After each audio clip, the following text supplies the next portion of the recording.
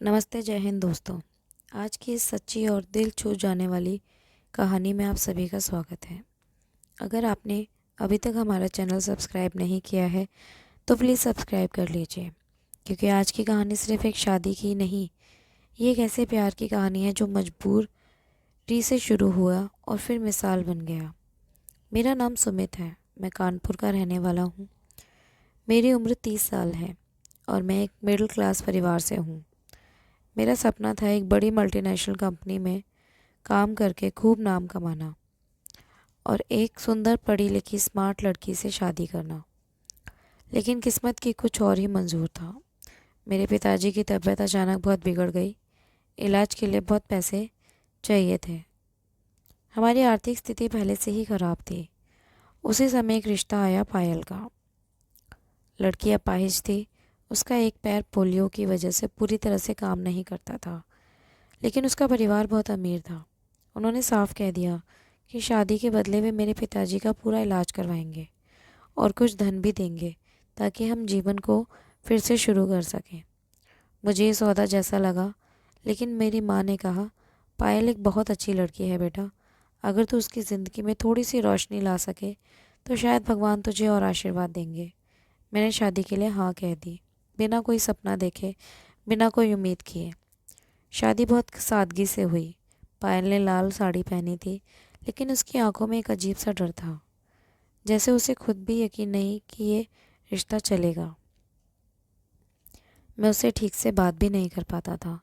मुझे हमेशा लगता था कि कोई बलिदान दे रहा है और मैं खुद को एक पीड़ित समझता था। पायल हर दिन मेरे लिए खाना बनाती, घर साफ करती और मेरे हर छोटे काम का ध्यान रखती। वो खुद मुश्किल से चल सकती थी, लेकिन उसने कभी शिकायत नहीं की। एक रात मैंने गुस्से में उससे कहा, तुम्हें क्या ज़रूरत थी मेरी ज़िंदगी में आने की? अगर तुम्हारी वजह से मेरे सपने टूटे हैं तो क्या तुम्हारी कोई गलती नहीं? पायल चुप रही। उसकी आंखों में आंसू थे, लेकिन उसने कुछ नहीं कहा। समय बीतता गया। मैं नौकरी ढूंढने में लग गया। पायल ने धीरे धीरे घर को इतना सलीका दिया कि मेरे दोस्त भी तारीफ़ करने लगे। उसने मुझसे हर बार प्रेरित किया जब मैं निराश हो जाता। एक दिन मैंने देखा पायल कंप्यूटर पर कुछ कर रही थी। पूछने पर पता चला कि वो एक ग्राफिक डिज़ाइनर है और घर पे वो फ्रीलांसिंग कर रही थी। वो अपने पैसों से मेरी माँ की दवाइयाँ भी खरीद रही थी और मुझे बताया तक नहीं।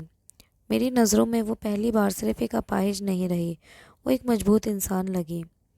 एक दिन मैं बाइक से ऑफिस इंटरव्यू के लिए जा रहा था। रास्ते में एक कार ने टक्कर मार दी। मैं बुरी तरह जख्मी हुआ। अस्पताल में होश आया तो डॉक्टर कह रहे थे, आपको सही समय पर हॉस्पिटल लाया गया, वरना बचाना मुश्किल था। मेरे बगल मेरी पायल बैठी थी। उसकी आंखें लाल थी, थकी हुई थी, लेकिन वो मुस्कुरा रही थी। नर्स ने बताया कि वो मुझे खुद लेकर आई। रिक्शा रोका, लोगों से मदद मांगी, मुझे अपनी गोद में रखकर अस्पताल लाई।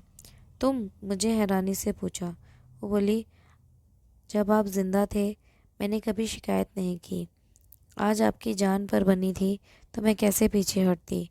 आप ही तो मेरी दुनिया है। उस दिन पहली बार मैंने पायल के हाथ अपने हाथों में लिया, पूरी इज्जत और प्यार के साथ। मुझे ठीक होने में 1 महीना का समय लगा। मेरे ठीक होने के दौरान पायल ने हर चीज़ का ख्याल रखा।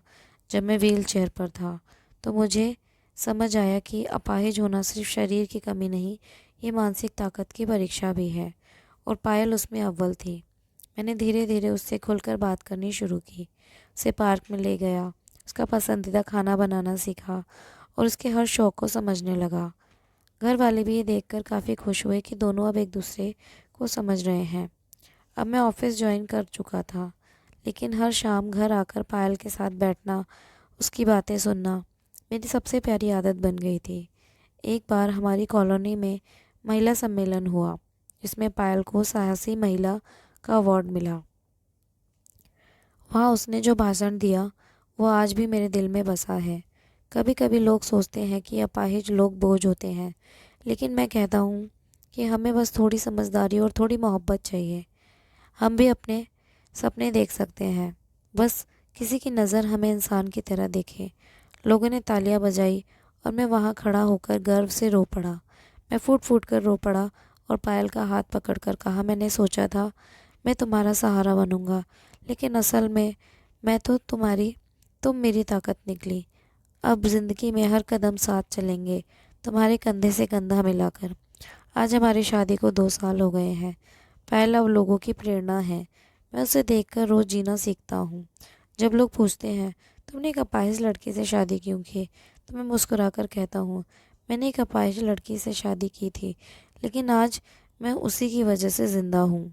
तो दोस्तों, ये कहानी आपको कैसी लगी हमें कमेंट करके ज़रूर बताएं, और हमारे इस चैनल को सब्सक्राइब ज़रूर करें, और इस कहानी को अपने दोस्तों के साथ शेयर ज़रूर करें।